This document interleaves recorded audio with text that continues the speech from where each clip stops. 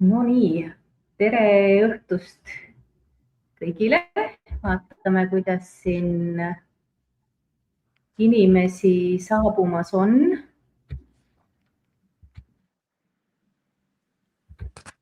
Nii, panin.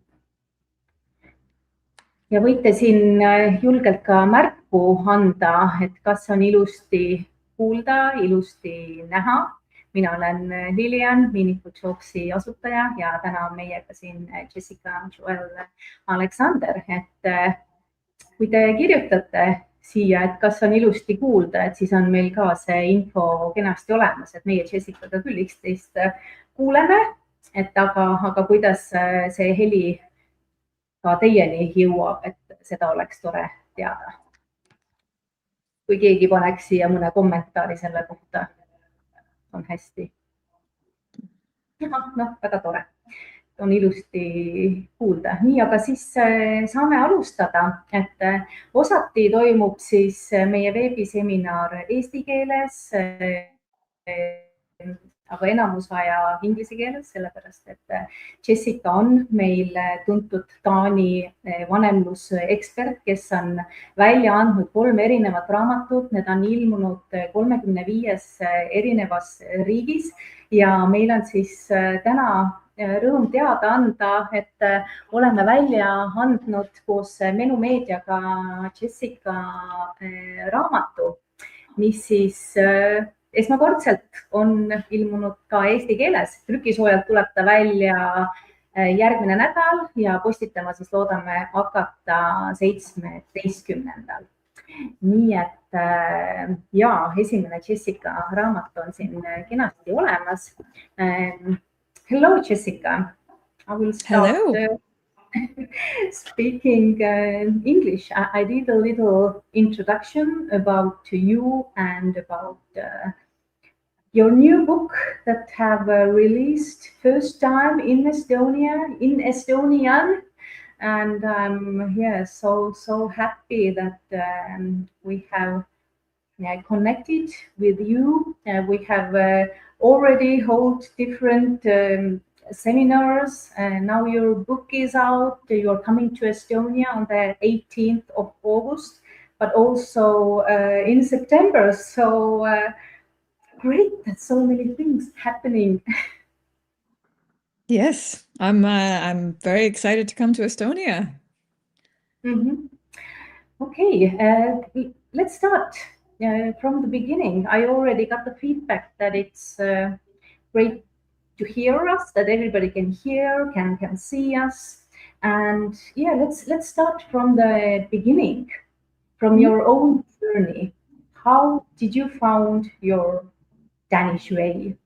Yes, well, many years ago now, I met my Danish husband, and I'm American, and this was I wasn't even sure where Denmark was on the map. I don't think so.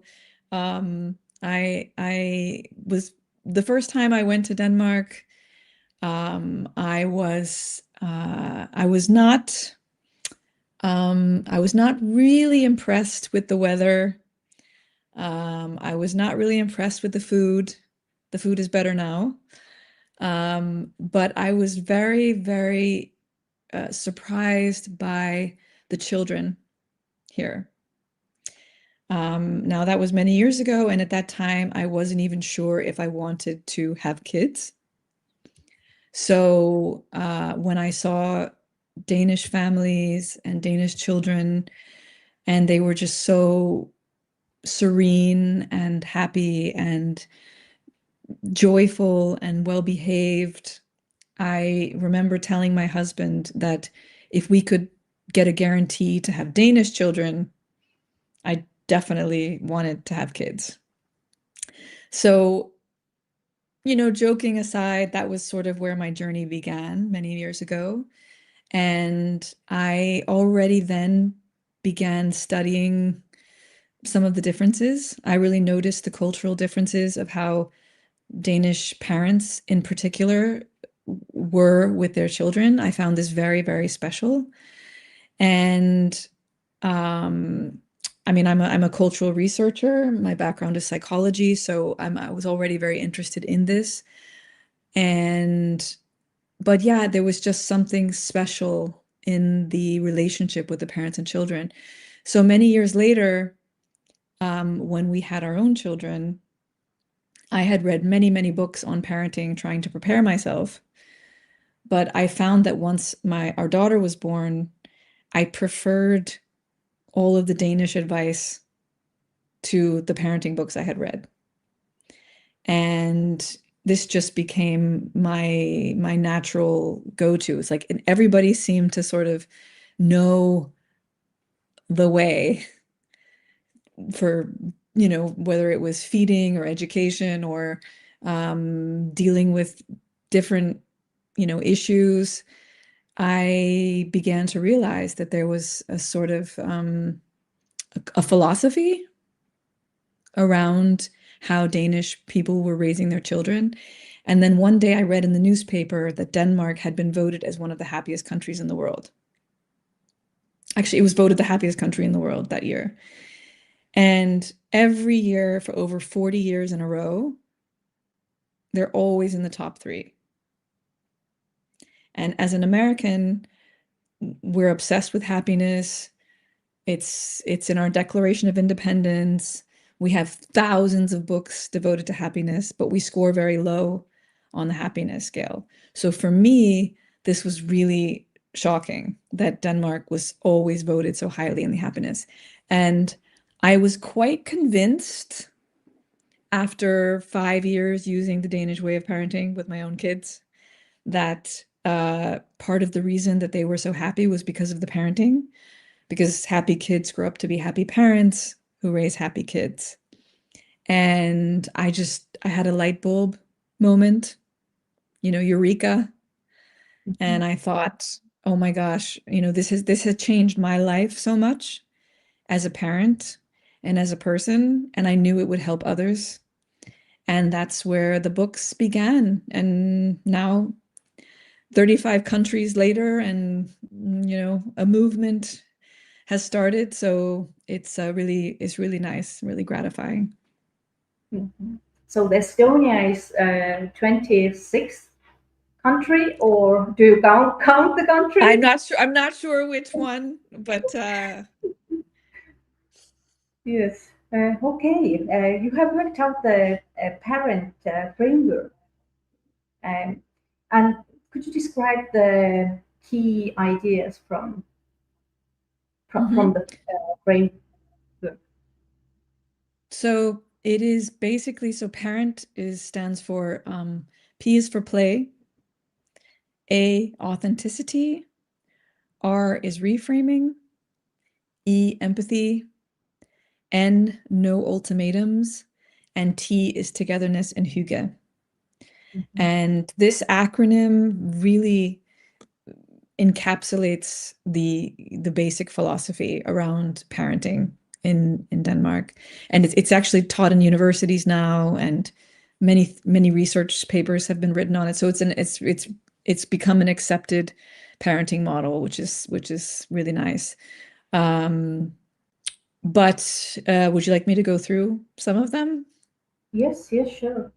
Okay. I mean, I always feel a little bit like a cheerleader when I go through the acronym, but P is for play. Play is considered in Denmark the most important thing a child can do. So we know now that, in many places, not just America, many countries, the amount of time that children play has decreased. And in being replaced with more academics, being replaced with more activities. And in Denmark, free play has always been considered, since 1871, it's considered an educational theory. So it's seen as the absolute most important thing that a child can do is play freely. And you can really see it here. I mean, it's really, children are just playing everywhere. And it's very much on the child's volition. It's what the child decides. So it's not run by an adult, because the belief is that when children are able to choose what they play, and they're able to explore and also engage in risky play, they are developing many, many skills that you don't learn any other way. And the kind of skills they're learning are not skills you can measure with grades. They're not skills, they're skills, but the skills that we know form the basis of more self-confidence, more self-esteem,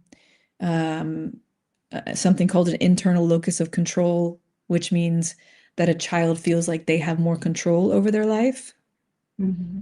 And this, many researchers believe this reduces anxiety. Could you also describe the risky play here? Yes, risky play What is is risky huge. play? Well, I mean, most Danish kids can either light a fire by 3, or they can help light a fire by 3. They can use knives with I don't know, whittling. That's a difficult word. They can use knives on wood, right? They can climb trees. They can play near fjords. Basically, the belief is that Danes see children as very, very, very competent. Mm-hmm. They trust them. They believe that when they're given guidance, they can manage. And I've heard Danish kindergarten teachers tell me, like, I would look out at a playground, which to me looked kind of dangerous. Mm-hmm. And he says, well, the kid, he might bump his head, but then he won't do it again. So there's this belief that, like, kids crave, we know this, that kids crave risky play. This could be running fast. This could be swinging. This could be, there's all different kinds of risky play. And so they trust the child to trust in themselves. Mm-hmm. And this builds up, again, these coping mechanisms. So they believe that this reduces anxiety later. Mm-hmm. And it's the same reason animals engage in risky play, and they chase each other in fight or flight. And this is also building up those the neurons in the brain to handle Mm-hmm. this as they get older. And what's interesting, there was a study. Well, a study this just happened in America. So many of our playgrounds are becoming safer and safer, Mm-hmm. right? And they found that there was a playground in Texas which had become so safe that the children were not playing on the playground. They were climbing on top of the swing set. Mm-hmm. Because they were craving the risky play. Mm-hmm. So, you see in some countries now, they're starting to build adventure playgrounds. Yeah, which same in Estonia. Mm-hmm. Yeah, or like junk. Because this is fulfilling the needs, right? But it's what's difficult, and it was difficult for me as a parent, was to relax and understand that, like, it's not that there's no supervision, but there is very much a belief that kids can handle themselves. And this is something I have learned. Wow, they really can, if you believe in them. Mm-hmm. Mm-hmm. Yes, I can understand the risky play about the toddlers and like the 4 to 6 age group. But what about the teenagers? What about their risky play? Where the risky play comes out there? Well, they have a lot of different I find in Denmark they're very good at giving different options for teenagers. So, I mean, teenagers can starts, let's say like 13. So already there they have after school programs, which they are called the club, where they are able to play different sports or engage in different things that are more suited for teenagers. They're also given more independence than I think in other countries. So it's again like the trust starts to go towards the teenagers. And I find that in Denmark, both in the toddler years and in the teenage years, they have much less conflict. They have conflict because that's normal and that's natural. But they have much less, and it's because they trust them. And they give them these opportunities to have more risky play. So another example with teenagers, this could be like camping, or this could be, going hiking or doing something that's more dangerous, but in an age-appropriate way. Another thing they have in Denmark, which is very different, and this is something I think every country should try, is it's something called efterskole. And it is a school which is specifically for the age group of about age 15, 14 to 16, depends on the child, where they can go away to study anything they want for a year. And this is not about academics. They also do some academics, but it's very much about maturing and being around their peers and exploring what it is to be a teenager with others, not just their parents.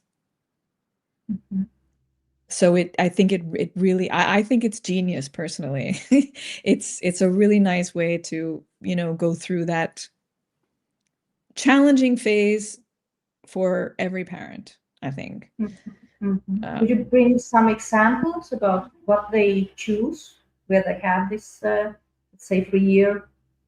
Well, my daughter did efterskole. She chose to do, what do you call it? Scene art. So it was sort of music and art and these kinds of things.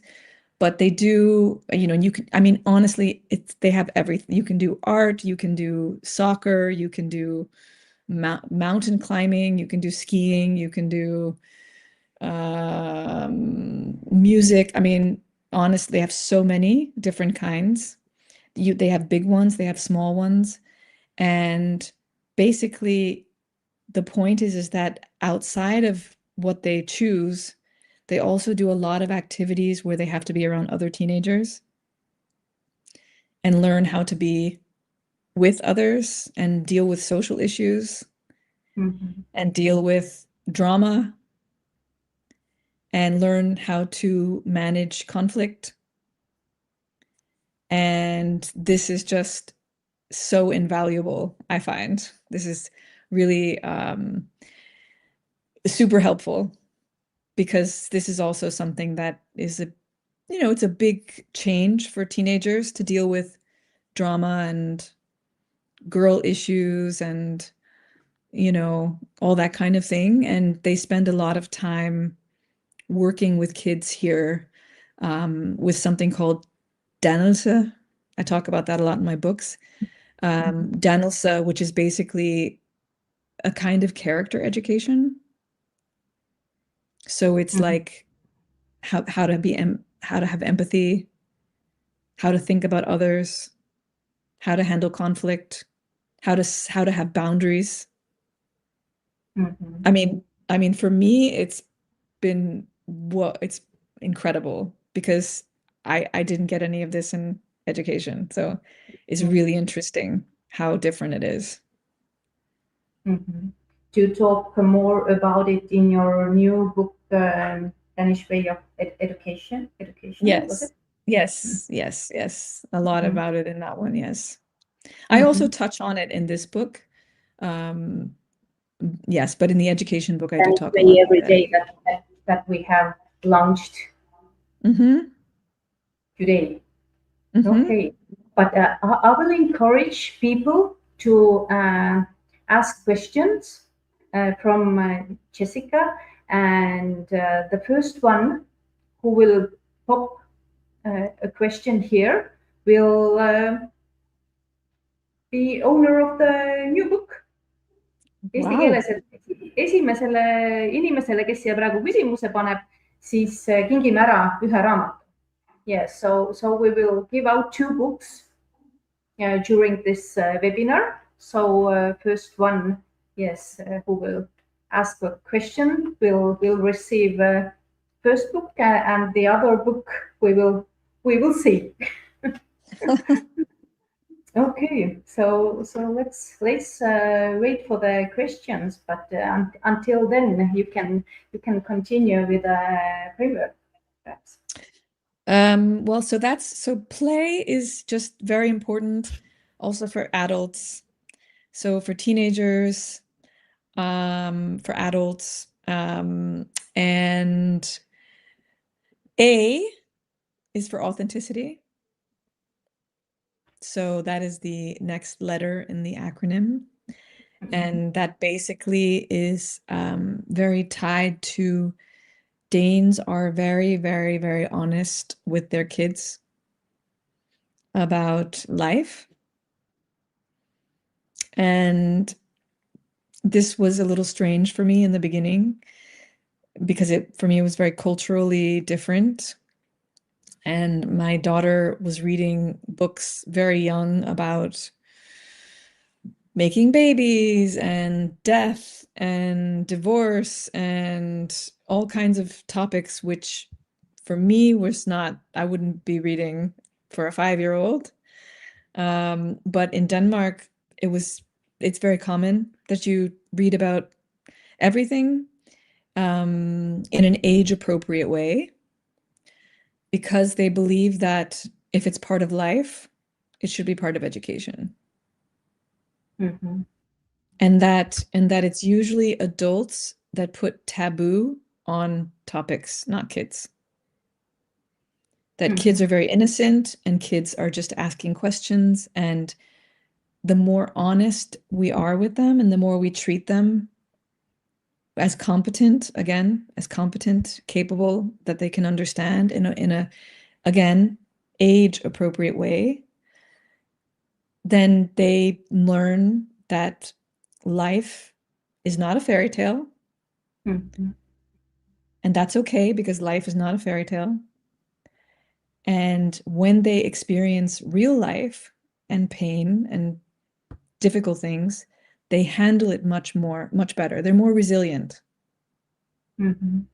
So in some cultures, we try to hide sad things or death, or, because we want to protect kids.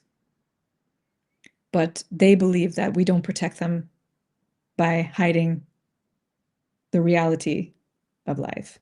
And what's interesting is they've done studies on, for example, when you watch movies that have sad endings or movies that are, that are not happy, or they have difficult topics, very often people, they feel more grateful for their life afterwards. Whereas in America, we always have a happy ending. And actually people can feel worse about their life after that. And if anybody knows Danish film, many, many, many Danish films are sad, or everybody dies, or but it's part of this belief that that's also life. Real life. Yeah. Okay, so we have a question here. First question from Karin. She will receive a book as well. Later, I will contact you. And she's asking a question about after-school programs. Who is responsible for funding those programs in Denmark? Who is responsible for funding? I mean, I think that it's a government initiative. So every school, I mean, I'm not an expert on these things, but every school, I'm quite sure, has something called an SFO, which is skolefritidsordning, which basically means it's free time school. And that is from about, very, very young up until like 9 or 8 or 9. And that is basically free time play. So I also write about this in the book. Basically, when kids finish school around 1 or 2, they go to this after school place where they just play. Then from age about 9, 10 to 14, that's when they have this thing called the club. Klubben, it's called. And it's a similar idea, but there they have things that are more for that age. So like they have ping pong, you can do sewing, you can do all kinds of games. They have rock climbing in some places. They have music.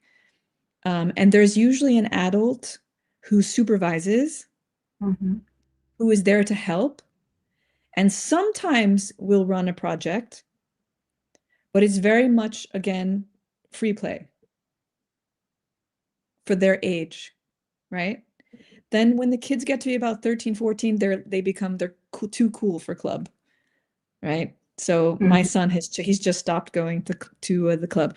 But both the skolefritidsordning for the young kids after school program and the one for the older kids it's just part of I think it's the government. It's a school. It's just part of life here. Yes, thank you. Karin is asking how Denmark has reached this in some kind of education for grown-ups. I'm not quite sure I understand the question. Yes, Karin, could you explain more what you mean with this? How Denmark has reached this?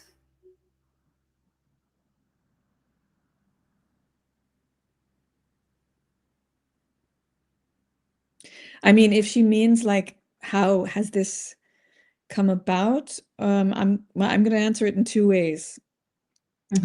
I think this, and I'm still learning about this now, but the reason I think their education, their parenting is so special, it has a philosophical past.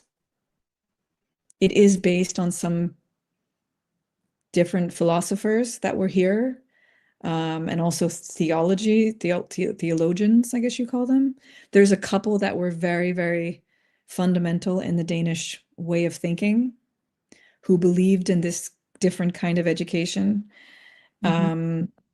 So that is very special. But regarding education for grown-ups, it's funny, they also have something here called højskole, which is literally education for grown-ups. So, for example, if you want to take a year off or half a year and study knitting, you can do that. So there's a big belief that society is happier if we can also keep educating ourselves, which is nice. It keeps people happy as well. So what does she write? She writes, is this cultural agreement or is there any program for parents? Oh, you mean how have they like achieved the Danish way of parenting kind of thing? So it's like I say very often, this is sort of like a philosophy. It's a bit of a way, like it's something that I think, just like in a lot of cultures, if you look at them, many cultures have they have a way. It's just I find it very pronounced here. And I think it starts from the way they view children and the way they view the importance of children. I mean, I lived in Italy for many years, and they view older people very important. Mm-hmm. And it really shows the difference in society. So I think in Denmark, this basis of the belief that children are competent and they have dignity and they are deserving of respect and they have rights is very pronounced here. Mm-hmm. Okay.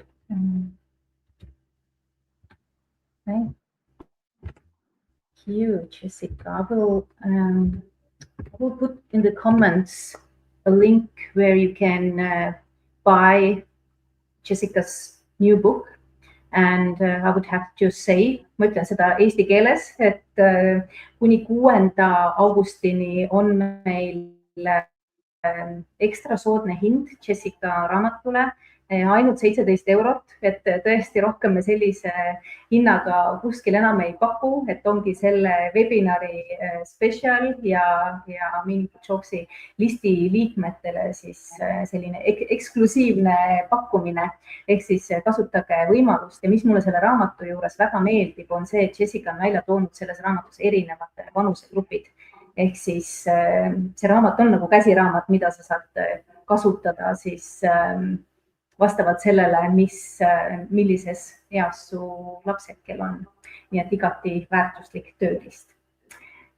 Okay, I did a little introduction about your book, and I really actually like that you have the different age groups mentioned in this book. So it's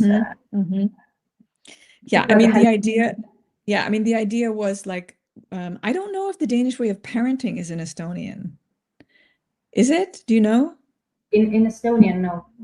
The first book, because I mean, the first book is really the basis of the philosophy, and this book is very much, I wrote it because there was a need for more examples of like how to apply the parent acronym for each of the ages. And so it was a way to try to, yes, give more practical examples. And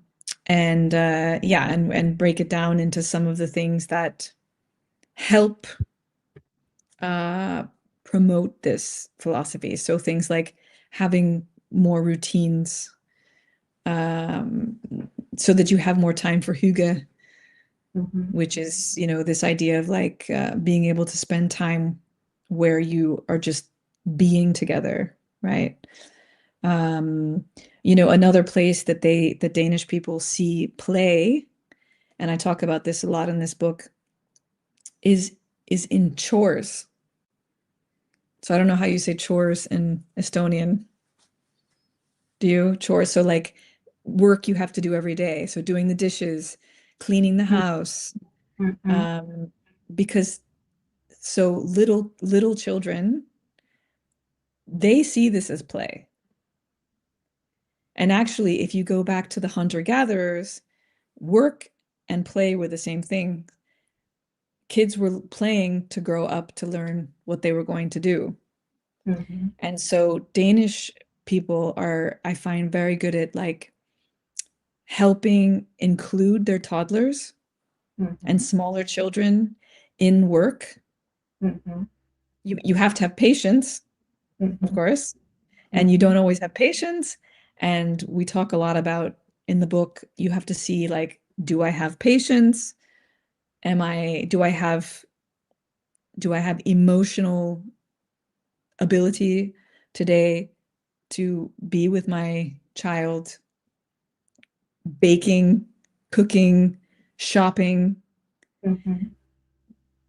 Because all of these places are areas where you can build up connection, where you can build up self-confidence in your child, where they can also learn math and many things, but don't make it about learning math.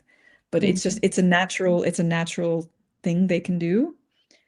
And so I find that because they're very good at involving children from very young, this is one of the reasons why I find teenagers here much more helpful. Because they grow up learning that you're part of a family, we're part of a group, everybody helps. And perhaps the children are giving the other perspective to the parents as well, to take like this tiring, like washing work as a play. So I can tell you here that after this webinar, I'm going to play with the dishes. So taking it more easy myself as well. Yeah, I mean, definitely. And it's what's nice is this is about changing your perspective. And this is even with teenagers. So, I mean, sometimes I've had the best talks with my teenage daughter when we were doing the dishes. Or we were cooking something. And so sometimes it's very much about reframing or changing how we see work or jobs, and finding ways to make them hygge, which is this Danish concept of cozy times. Cozy times together, right? And you can't always do it. And this idea of honesty and authenticity is also to say, I can't today, you know, today you can watch something on TV while I'm gonna prepare because I don't have the emotional surplus. And that's also okay, because that's honest. But if you do have it and you can make going to the supermarket or doing the dishes or cleaning the house, if you can involve them and see it as a positive thing, it's very bonding. Okay, Haley was asking, could you give a translation about what was A? What was Authenticity. A? So that means authenticity is being real, being honest. So this means honest about, I mean, it can be books you read. For example, Denmark, many people know from Hans Christian Andersen. He's like the most famous fairy tale writer. And the example I usually give is people know The Little Mermaid. And many people think The Little Mermaid marries the prince and lives happily ever after. But in the real version, that does not happen. She dies of sadness and she turns into sea foam. And many places don't know the real version, which is Danish.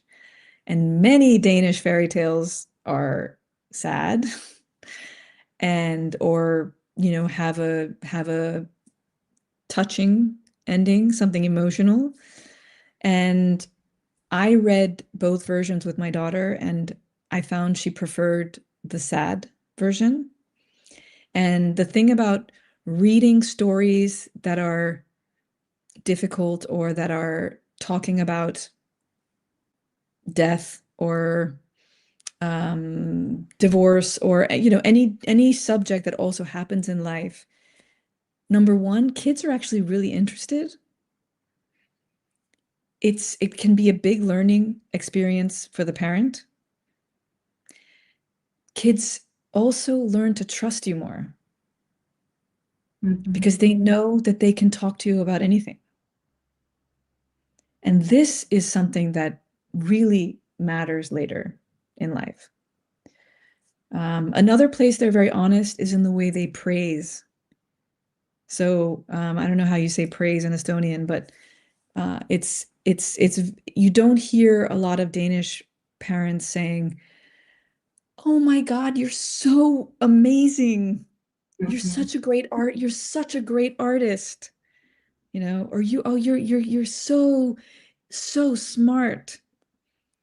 They focus much more on the work involved, or they ask about what they're drawing or what they're painting. Why did you choose those colors? What were you thinking when you drew that? I think in many cultures, it's a little bit of a habit that we give a lot of praise. And actually, there's a lot of research that shows this isn't always great for the child. And that it's better to focus on their experience, what they're doing, rather than a label.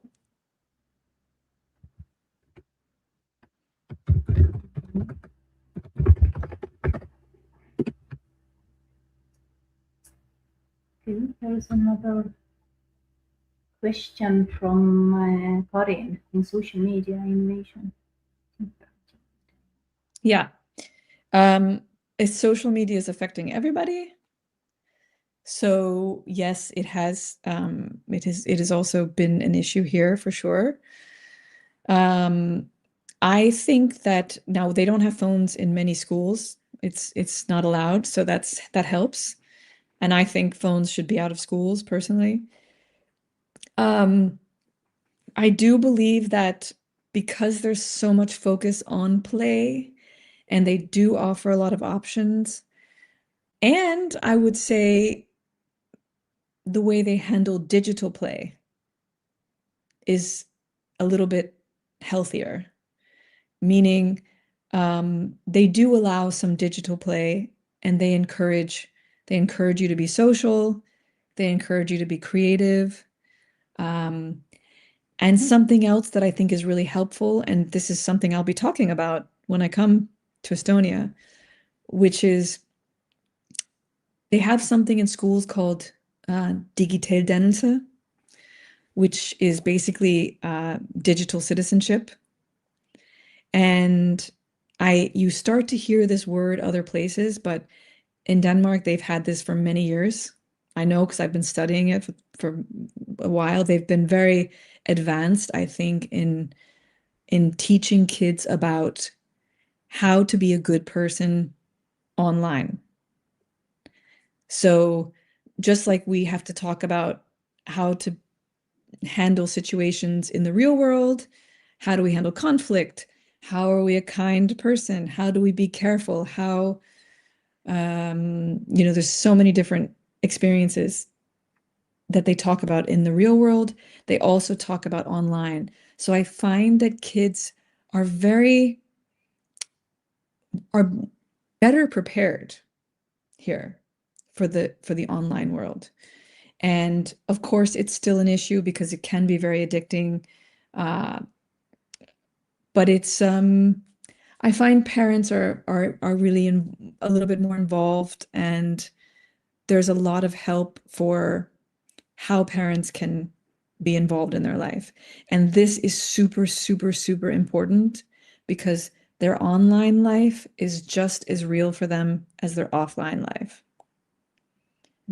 So yeah, I'll be talking about that when I come next in a couple of weeks. Okay, so every child experiences moments that feel overwhelming, and they feel fear of failure. How us parents can support more our children? Well, first of all, fear of failure or failure is important. So it's not about failing, it's about what you do with the failure. So in Danish schools, they have something they talk about where they say fail, FAIL, means first attempt in learning.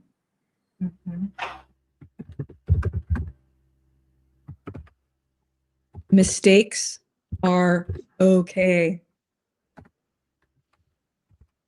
So they want children to understand that you actually, you learn from your mistakes. If you don't make any mistakes, you don't learn. So it's also a very different approach. You know, and many educational system, we try so hard to get everything right all the time and to be perfect. And this is actually creating a different kind of thinking than if you're you know, if you're afraid to make mistakes, or if you're afraid to fail, you know, they find that when you're allowed to make the mistakes and when you're not afraid of this, it fosters more creativity. It fosters more resilience. And there's a lot of examples of this. One I'm probably also going to talk about next month. I don't know if we spoke about this before. There's been a very interesting research done on some researchers for NASA. So they hired a creative researcher because they wanted him to find out who the most creative, the most brilliant minds they had at NASA, the rocket scientists. They needed the best and the brightest. So these creative researchers made a test to find out who was the smartest. And it was very successful. They were able to find the best rocket scientists but they wanted to know, I wonder if this test could be done with children. Because it was a pretty simple test, right?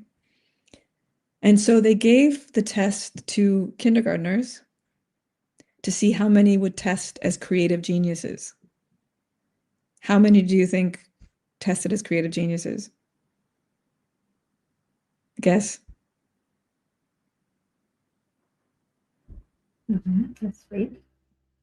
Oh, you don't know? Okay. So 98% were creative geniuses of kindergartners.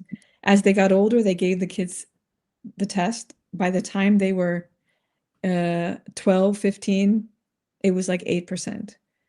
Because the schooling system educated them out of this creativity. So, sorry, that was a very long answer. But what I want to say is that failure was welcome. Failure is welcome. It's how you deal with failure that's important. Well, there was quite many good insights that we could take out. So thank you. Thank you for that. Yeah, sorry, that was you kind of need to see the graph. I need to show you the graph. It's a very interesting study. Where can we find it, or where can I find it so I can send it perhaps over to participants? If you look up the creative, I think his name is look up the creative genius test for NASA. I think you can find the story there. If not, I can find a link, but you should be able to pull it up. It's quite famous. They've done this. They've replicated this test over 1 million times. Just to show you. So what they find is that when kids are afraid to make mistakes, it changes their way of thinking, and it's called divergent thinking and convergent thinking. That's too complicated. Whereas when they are encouraged to keep trying, or when they understand that it's okay to fail, that it's about learning and continuing, it creates a different kind of thinking that's much more creative, and I think is much more adapted to the AI world and to the world that we're entering into now, because we don't need to be perfect anymore and take tests, and it's a different time. Yes, exactly. I encourage participants to follow Jessica in her Instagram as well. I find you are sharing such a valuable content. So I think everybody will find good tips. Thank you.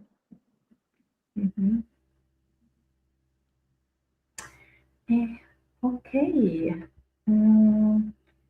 let's see. We had some questions. Lelo asked before. Is after-school? So I have seen lately, I have seen some advertisements for international after-school. So I think those are in English. Usually these are for Danish kids, I think, that are living in different countries that speak English. But I mean, honestly, one of my projects that I would like to do is to open an after-school in another country. Because I think it is absolute genius. Okay. If we can open one in Estonia, let's open one in Estonia. Honestly, it is such an amazing, it's so good for the teenager, it's so good for the parents, it's good for the other teenagers. Yeah, and it only exists in Denmark. Okay. It's very interesting. You should come and experience it. Yeah, I mean, I'm honestly, that's on my list. I would love to open an after school in another country and try it. Spread the seeds. Spread the seeds. Spread the seeds.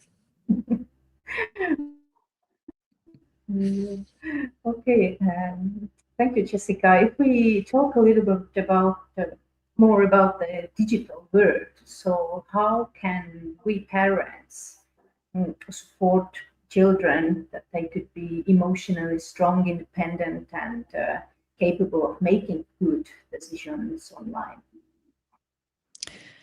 I mean, we have developed this conversation kit, which I really recommend. I don't have it right here, but I really recommend parents to use. It was based on the Danish digital citizenship program.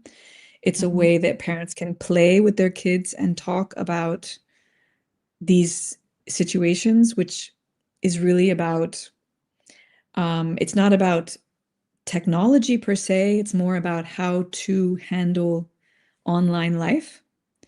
And I encourage parents to not be afraid to acknowledge their online life, to talk to them about their online life. The reason we made the conversation kit is because it's very difficult for parents who didn't grow up in the online world to talk about it with their kids. So we need help. But again, the Danish approach, it's okay to be honest. It's okay to say, I don't know the answer. Teach me.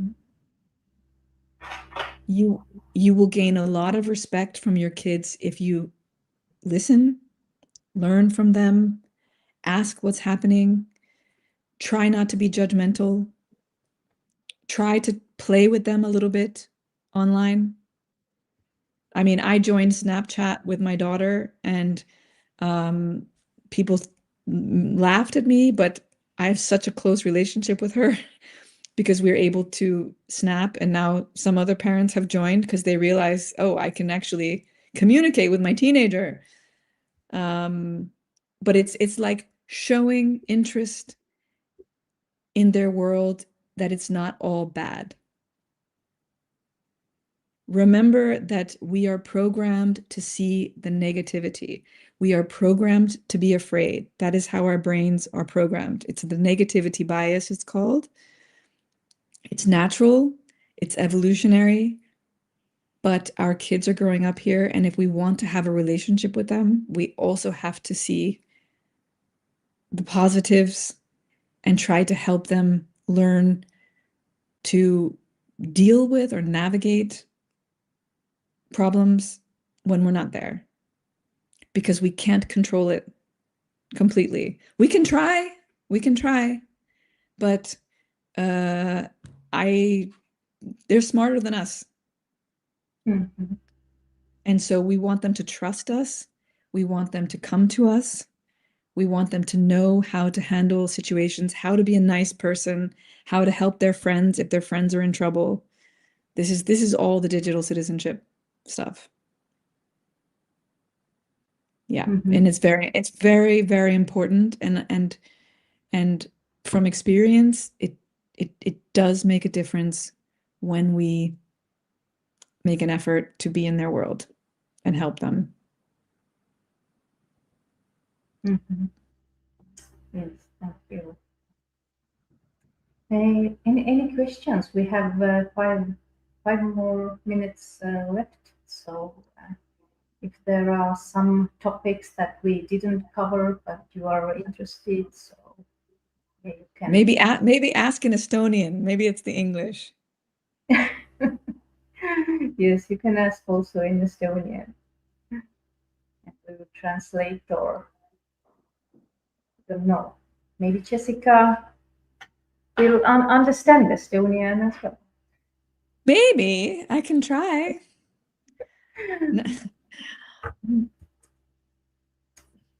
Okay. Would you also bring up the difference between self-confidence and self-esteem? I really like your description about that, about tree and the leaves. Yes, so that's a bit of a complicated concept, but it's important, and I'll explain it with the diagram of the tree. So in Denmark, the difference between self-confidence and self-esteem is talked about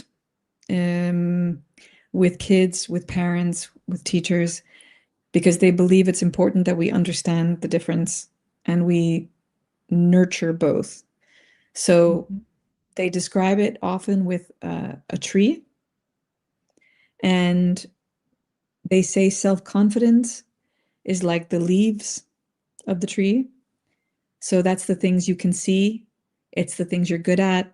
It's your grades. It's your, if you're good at sports, trophies, awards, all of the things that you can see is self-confidence. Many people think if someone has a lot of leaves, they must have a lot of self-confidence and self-esteem, and they must be really happy. Danes believe you have to also be very aware of self-esteem, which they define as the roots of the tree. And the roots are things you cannot see. It's how you feel about yourself as a person. It's how you feel about yourself without the leaves and all the things you can do, and the grades and the awards and the money and whatever. How do I feel about myself as a person? How do I feel about my meaningful relationships in my life? What hobbies do I like because I like them, not because I want an award from someone else? And so a healthy child has equal roots to the leaves, because when the storm of life comes, which it always does, if you have a lot of foliage but no roots, what happens to the tree? The tree falls over. So this is something that is very different in many cultures, because we think that if you have all of these things, then you must be healthy. And it's clear to me that this focus on both self-esteem and self-confidence is what also makes you have more well-being and be more grounded, let's say. And there's an expression in Danish which is at hvile i sig selv, which means to rest well within yourself. And that comes from having good, firm roots of self-esteem. And interestingly, in this new book, I'm talking about a lot of very simple ways that you can build self-esteem that you would never think would be ways to build self-esteem. And that can be just cooking with your child, baking with your child, thanking them for helping you. It's when a child feels valuable for things not just grades and awards and trophies, and that we sometimes confuse, right? It's also about feeling like my parents want to play with me because they like me. How this parenting culture is received, adapted by newcomers. How is it adapted by newcomers? I mean, I'm not totally sure I completely understand the question. I think it depends how long they're staying. I think it depends on why they're here. But what I do find is that if people do stay, one thing you cannot deny for the most part is that children are happy here. So even if for the parents it's strange, I find that 9 times out of 10 the kids are happy.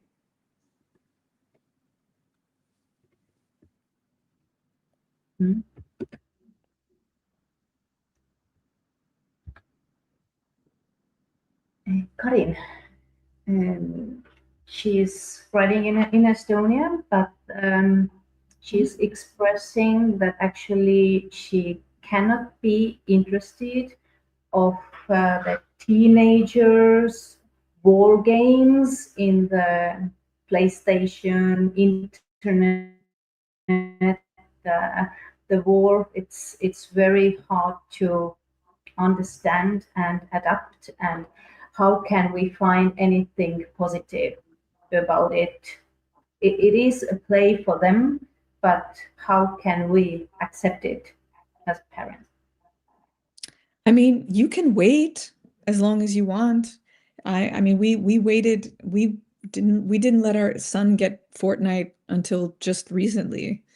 So I think if you really don't like it, it's okay to say no. It's okay to have boundaries, you know, for certain games if you think it's not appropriate. Some games do have age limits, and you know, that's fine. I think it's important to talk about it. I mean, I had a parent tell me she did these conversation cards, and she said her child, they were talking about why certain games have age limits and why it can be hard to see these things. And she found out that her child didn't know that you could actually die. I don't know, it was a really crazy thing to realize, just to talk about these things. Because you might discover they know things, they don't know things that will surprise you. So I think it's important to talk about it. I think it's fine if you think, I don't think it's okay. You know, I think every family is different. And so it's just, I do think it's important that you talk about it. Meaningful talks. Meaningful talks, exactly. Yes. Okay, well, thank you. We have exceeded 3 minutes about ending time. And the other winner is Reet Reial. So Reet and Karin, please write to me, send me an email, lilian@meaningfultalks.eu. And when we get the books, so we will send these out. And I encourage everybody to actually buy the book. It's a very good price at the moment. Okay, I will pop to Estonian again. nii et 17 eurot on tõesti Jessica raamatu hind praegu, ja siit leiab väga palju häid mõtteid ja näpunäiteid, kuidas siis erinevas vanuses lastega toimetada. Thank you, Jessica, coming. We have met you so many times online. I'm very excited to meet you in person. It's exactly 2 weeks that you will be here to Estonia. Yes, I'm looking forward to it. It's going to be great. Are you like 6 feet tall? Yes, sure. No, you don't understand. No, it's funny. Sometimes when I meet people that I've spoken to online, sometimes I'm surprised at how tall they are. Mhm, mhm, Do you know what I mean? mhm. Yes, but I'm Anyway, a yeah, it'll small be person. really nice to meet you in person. That it's going to be nice. Thank you. And you will be Thank you here so in much. September also. So Yes. two options, meet Jessica in person. Okay, well, everybody, have a lovely meeting. The sun is still out, and let's get to the play mode. Okay, I like it. Go play. Okay, Okay. Speak to thank you later. you. Bye.